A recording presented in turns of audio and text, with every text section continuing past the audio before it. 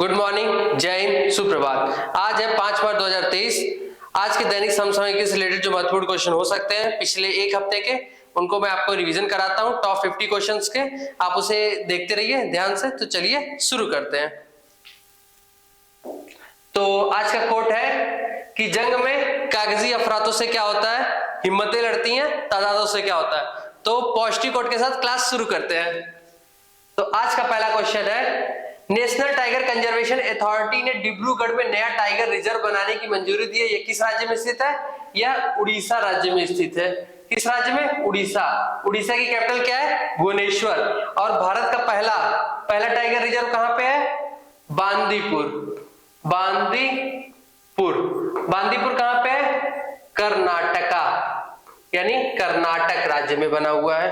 एक मिनट, ये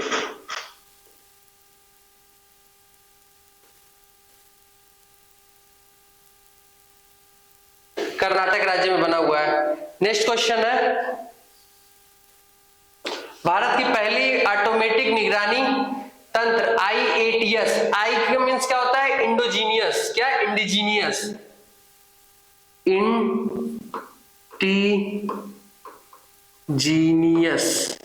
indigenous automatic IATS।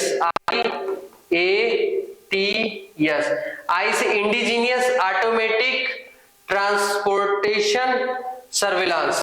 तो क्या है? ऑटोमेटिक निगरानी तंत्र जो है IATS दिल्ली मेट्रो की किस लाइन पे, यानी कि मेट्रो लाइन को कलर के हिसाब से डिवाइड कर दिया गया।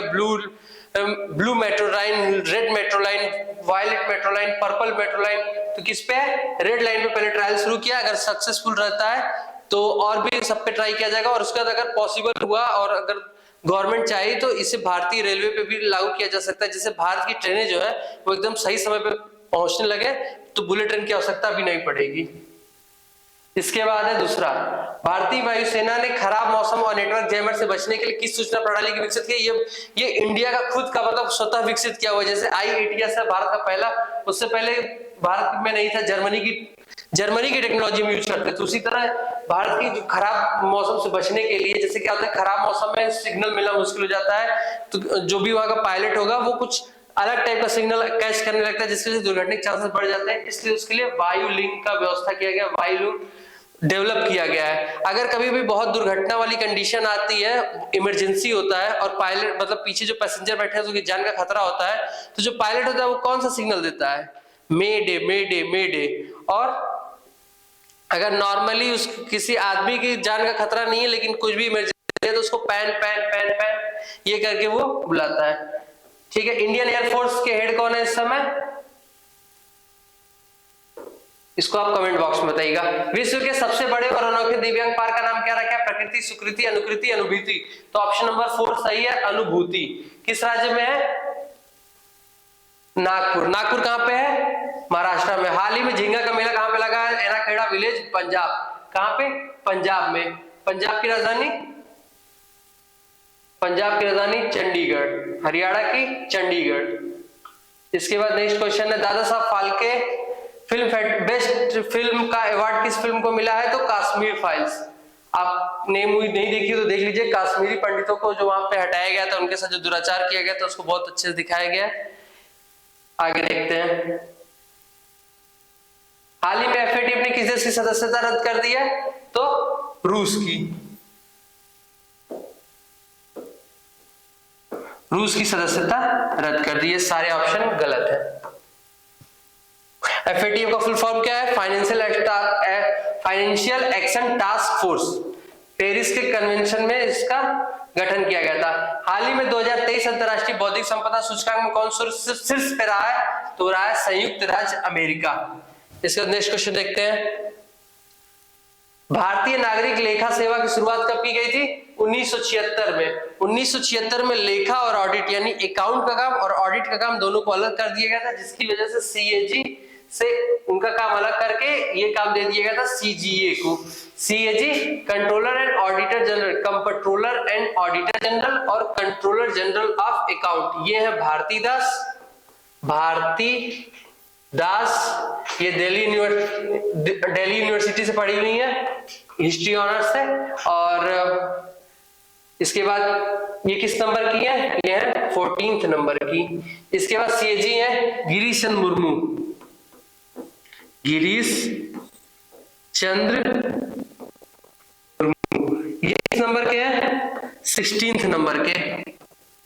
नंबर भी आप याद करिए, पूछा जाता है। इंडियन लेबर और इंटरनेशनल लेबर ऑर्गेनाइजेशन में इनको लेखाकार भी नियुक्त किया गया और साथ साथ वर्ल्ड बैंक में भी। क्लीन प्लांट सेंटर योजना संबंधित है दालों खेती से, फलों खेती से, गेहूं खेती से, उपर्युक्त सभी तो फलों की खेती से। कितने क्लीन प्लांट सेंटर खोलने वाले हैं, 10 क्लीन प्लांट सेंटर खोलने वाले इस बार के जो सप्तऋषि प्लान था, यानी कि जो यूनियन बजट पेश किया गया था फाइनेंस मिनिस्टर निर्मला सीतारमण ने संसद में इस बार के, जो कि फुल फ्लेजेड बजट था, उसमें इस चीज का उल्लेख है कि क्लीन प्लांट सेंटर खोले जाएंगे 10, जिससे एवोकाडो, ब्लूबेरी और एप्पल जैसे फ्रूट्स के प्लांट की आयात होगा, यानी विदेशों से भारत में मंगाया जाएगा, ताकि उसके क्या कहा जाएगा, उसको उत्पादन में वृद्धि की जा सके। ठीक है। और इससे पहले जब मंगाया जाता था उसको लगभग 2 साल क्वारंटाइन रखना पड़ता था, लेकिन अब उसके समय को घटा करके 6 महीने तक कम कर दिया गया है। इसके बाद नेक्स्ट क्वेश्चन देखते हैं, हाल ही में भारत के किस पड़ोसी देश ने सौर ऊर्जा के उपयोग को बढ़ावा देने के लिए ISA के साथ समझौता किया? ISA का फुल फॉर्म क्या है, इंटरनेशनल सोलर अलायंस, जो कि कर्क रेखा और मकर रेखा के बीच के देशों के जोड़ती है। इसको भारत और रूस ने मिलकर COP में कॉन्फ्रेंस ऑफ पार्टीज 21 में पेरिस में इसका गठन करवाया था नवंबर 2015 में। तो बांग्लादेश जो है वो इसमें शामिल हो गया। बांग्लादेश का कैपिटल क्या है, ढाका, करेंसी क्या है, टका, और वहां की प्रधानमंत्री है शेख हसीना, और प्रधानमंत्री जो भी बांग्लादेश के हैं और जो अपना देश है इंडिया, उन दोनों में बहुत अच्छे रिलेशन है। इसके बाद वहां के जो अभी 22वें राष्ट्रपति बने उनका नाम है मोहम्मद साउद्दीन। हाल ही में दुनिया का सबसे मजबूत टेलीकॉम ब्रांड कौन सा बन गया है? तो दुनिया का दूसरा जो सबसे मजबूत बना है वो है रिलायंस जियो, पहला जो सबसे मजबूत बना है स्विसकॉम, तीसरा जो है अतिस्लात बॉय किस देश का है, UAE का, स्विसकॉम किसका, स्विट्जरलैंड का, रिलायंस जियो का अपने देश भारत का। नेक्स्ट क्वेश्चन है, हाल ही में शिन्यू मैत्री भारत और किस देश के बीच होने वाला अभ्यास है? तो भारत और जापान के। शिन्यू मैत्री भारत और जापान के, ये अभी 2 से 3 मार्च के बीच में हुआ है। ये किसके साथ हुआ है? धर्म गार्जियन जो अभ्यास चल रहा था भारत और जापान के बीच, उसी के साथ इसको इंक्लूड किया गया है। इसका नेक्स्ट क्वेश्चन देंगे, हाल ही में भारत का पहला सरकारी मदर मिल्क बैंक कहां खोला गया है? तो भारत के उत्तराखंड राज्य में। उत्तराखंड राज्य की राजधानी क्या है? देहरादून। इसके बाद नेक्स्ट देखेंगे, और वहां के उत्तराखंड के CM कौन है? पुष्कर सिंह धामी, और लेफ्टिनेंट जनरल गुरमीत सिंह वहां के गवर्नर। हाल ही में शून्य भेदभाव दिवस की थीम क्या है? Save life discriminate. किस दिन मनाया गया? 1 मार्च को शून्य भेदभाव दिवस। इसकी थीम आप लोग याद रखिए। इसमें क्या है कि औरतों को और जो भी महिलाएं हैं, लड़कियां हैं, उनको पुरुषों के किसी भी मामले में भेदभाव नहीं होना चाहिए, ना आय के मामले में, ना जाति के मामले में, ना धर्म, लिंग, किसी भी मामले में भेदभाव नहीं होना चाहिए। इसको खत्म करने के लिए इस दिवस को मनाया जाता है। हाल ही में कौन दूसरे B20 की मेजबानी कर रहा है? B का मतलब होता है बिजनेस। इसके जो पहला वाला हुआ था 19 फरवरी को, इसकी मेजबानी किया था इम्फाल। जो दूसरा वाला हुआ है उसको आइजोल किया है। जो तीसरा होगा उसको गैंगटॉक करेगा, और जो 4 से 6 अप्रैल के बीच होगा, 4 से 6 अप्रैल के बीच में उसका आयोजन होगा कोहिमा में। 4 होता है। ये G20 से रिलेटेड है। G20 हर साल एक जो है B20 का अध्यक्ष को सिलेक्ट करती है, जो कि B20 का शेरपा का भी उसको मतलब आश्वासन प्राप्त होता है। हाल ही में नाइजीरिया के राष्ट्रपति कौन बने? इनका नाम इनको ध्यान से देख लीजिए, चिल्ला रहे हैं, क्या नाम है इनका? बोला टिनुबू। और जोको विडोडो कहाँ के हैं? इंडोनेशिया के हैं। जो बाइडेन अमेरिका के हैं। बेंजामिन नेतान्याहू इजराइल के हैं। आगे देखते हैं, हाल ही में किस देश के प्रधानमंत्री 8वें रायसीना डायलॉग की मुख्य अतिथि होंगी? रायसीना डायलॉग क्या है? रायसीना डायलॉग कुछ देशों को मिलाकर बनाया गया। रायसीना की पहाड़ी जहां राष्ट्रपति भवन है वहीं से होता है। तो ये इटली की प्रधानमंत्री जो है Georgia मेलिनी,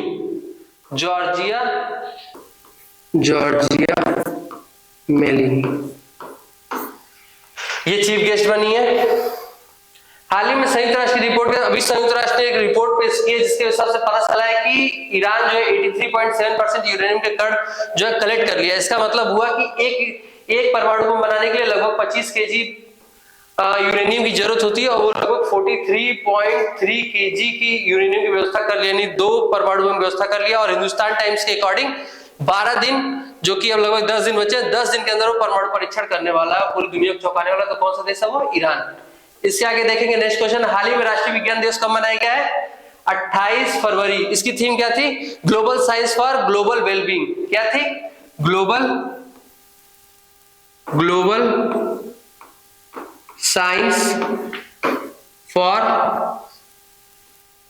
global well being. Next question देखते हैं, और ये किस लिए मनाया जाता है राष्ट्रीय विज्ञान दिवस? तो सीवी रमन ने 28 फरवरी को ही रमन इफेक्ट की खोज की थी इसलिए, और 1986 में डिसाइड किया गया था कि अब नेशनल साइंस डे मनाएंगे। 1987 से ये मनाना शुरू कर दिया गया था। हाल ही में काकीनाडा कौन सा है? हॉकी स्टेडियम में सीनियर महिला 13वीं राष्ट्रीय हॉकी चैंपियनशिप 2023 में किसने जीता है? तो ये जीता है भोपाल ने, यानी मध्य प्रदेश की टीम ने जीता है। और इसकी जो प्लेयर ऑफ द मैच बनी है वो बनी है करिश्मा यादव। इसके बाद हाल ही में फिक्की के महासचिव कौन बने हैं? तो हाल ही में फिक्की के महासचिव जो बनाए गए हैं वो बनाए गए हैं, ये है, देखिए आप इनको देख लीजिए ध्यान से, बहुत खुश हैं। ये है शैलेश पाठक और ये कोलकाता से IIM से पढ़े हुए हैं। इसके बाद इस समय जो इनके वो है महानिदेशक है वो है अरुण चावला और सुब्रकांत पांड्या इनके अध्यक्ष हैं। अब आगे देखते हैं, हाल ही में किसने 2022 के लिए सर्वश्रेष्ठ फीफा खिलाड़ी का खिताब जीता है? तो ये किसने जीता है? ये जीता है लियोनेल मेसी ने। और ओलेक्सिया पुटेलस ने महिला में खिताब जीता है 2022 के लिए सर्वश्रेष्ठ फीफा महिला खिलाड़ी का खिताब जीता है अलेक्सिया पुटेलस। सर्वश्रेष्ठ पुरुष खिलाड़ी का खिताब जीता है लियोनेल मेसी। सर्वश्रेष्ठ पुरुष कोच का खिताब जीता है लियोनेल स्कोलोनी। और जो सर्वश्रेष्ठ महिला कोच का पुरस्कार वो जीता है सरीना विगमैन। और बेस्ट गोल मतलब 2022 के पूरे वर्ष का जो सर्वश्रेष्ठ गोल का अवार्ड है वो मार्सिन ओलेक्सी ने जीता है। हाल ही में पेप्सी के ब्रांड एम्बेसडर किसे नियुक्त किया गया? तो ये नियुक्त किया गया रणवीर सिंह को। किसको? रणवीर सिंह को। ये बॉलीवुड में अभिनेता है, आप लोग इनसे भलीभांति परिचित होंगे, पेप्सी के लिए जान देने यही जाते हैं। इसके बाद हरमीत सिंह कौर, ये कौन है? ये है पूमा इंडिया की ब्रांड एम्बेसडर। और उसके बाद है मनिका बत्रा, ये एडिडास की। एडिडास का फुल फॉर्म क्या होता है? All day I dream about sport. काजी सातो किसके हैं? टोयोटो के हैं। विराट कोहली किसके बने हुए हैं? नॉइस के। और आगे भी आप देख सकते हैं, किस देश में आयोजित डेजर्ट फ्लैग 8 युद्ध अभ्यास भारतीय सेना द्वारा भागीदारी की जाएगी? यानी जहां पे भी हो रहा है उसमें भारतीय सेना तो भाग ले रही है, साथ साथ में कौन सा देश भाग ले रहा है? UAE के धफरा एयरबेस पे हो रहा है, जो कि बहुराष्ट्रीय है, द्विपक्षीय नहीं है। द्विपक्षीय में सिर्फ 2 देश भाग लेते हैं, ये बहुराष्ट्रीय बहुपक्षीय है। इसमें USA, मोरक्को, स्पेन, फ्रांस और कोरिया, बोलीविया आदि देश भाग ले रहे हैं। हाल ही में किसने निवेश के प्रस्ताव पर चर्चा करने के लिए पहली उप मंत्री स्तर बैठक I2U2 बैठक की मेजबानी की है? तो I2U2 की मेजबानी किसने की है? ये की है UAE ने। देखिए UAE 2 क्वेश्चन में आ गया।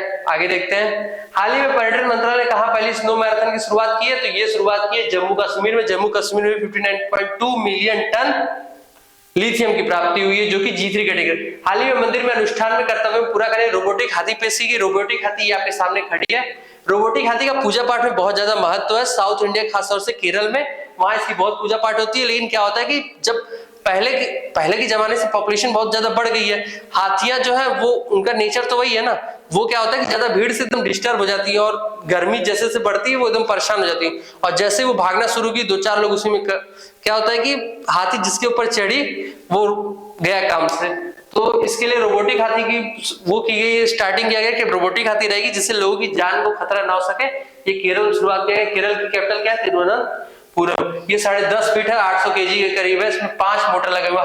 केरल ने मैन होल स्कैवेंजिंग के लिए किस रोबोट का प्रयोग किया? पूरी दुनिया में पहली बार ऐसा हुआ है कि मैन स्कैवेंजिंग को रोकने के लिए एक रोबोट का उपयोग किया गया है। वो भी 4 इंजीनियर्स ने बनाया, चारों के चारों मैकेनिकल इंजीनियरिंग के हैं। इस रोबोट का नाम क्या रखा है? बैंडिकूट। इसको आंध्र प्रदेश, महाराष्ट्र, मध्य प्रदेश, गुजरात, ढेर सारे मतलब इंडिया के कई राज्यों ने इसकी ऑर्डर दी हुई थी, बट केरल ने सबसे पहले इसको लागू करवा दिया है। इसके साथ साथ UAE यानी यूनाइटेड अरब अमीरात ने भी इसका ऑर्डर दिया हुआ है। क्या नाम है इसका? बैंडिकूट। हाल ही में 62 देशों की 2 दिवसीय शिखर सम्मेलन यूथ 20 की मेजबानी कौन कर रहा है? तो 62 देशों में इसकी मेजबानी कर रहा है बड़ोदरा। बड़ोदरा किस राज्य में है? गुजरात में है। इसके बाद सूरत में आपको वो मिल जाएगा, कपड़े के लिए बहुत फेमस है। और हीरे कटाई के लिए भरूच में क्या है? स्टैचू ऑफ यूनिटी है। किसकी? सरदार वल्लभ भाई पटेल की। हाल ही में किसने 3 से 8 वर्ष के बच्चों के लिए 13 भारतीय भाषाओं के खेल आधारित शिक्षण अध्यापन, जादुई पिटारा, जादुई पिटारा को किसने लॉन्च किया है? भारत के केंद्रीय शिक्षा मंत्री कौन है? धर्मेंद्र प्रधान। धर्मेंद्र प्रधान जी ने लॉन्च किया है। जादुई पिटारा क्या है कि जो 3 वर्ष से 8 वर्ष के बच्चों, जो नई शिक्षा नीति है, न्यू एजुकेशन पॉलिसी 2020, उसमें जो 3 वर्ष से 8 वर्ष तक के बच्चे हैं, यानी कक्षा 1 से कक्षा 2 और उससे छोटे वाले जो बच्चे हैं, उनको सीखने के लिए इंटरेस्टिंग, मतलब कि वो खेल खेल में से खेलते भी रहे, सीखते भी रहे। और क्या होता है कि भारत में जम्मू कश्मीर से लेकर कन्याकुमारी तक बहुत ढेर सारी विविधता पाई जाती हैं, तो वहां के लोगों के हिसाब से उसको डेवलप किया गया है ताकि वहां की वो लोकल चीजें भी बच्चे सीख सकें और उनके लिए बोरिंग ना हो। हाल ही में स्काई रूट एरोस्पेस, इसको ध्यान से देख लीजिएगा, ये भारत की पहली प्राइवेट एरोस्पेस कंपनी है जिसे हाइब्रिड साउंडिंग रॉकेट कहां से लॉन्च किया गया है? पट्टीपुलम से। जिस रॉकेट का लॉन्च किया उसका नाम क्या है? विक्रम एस।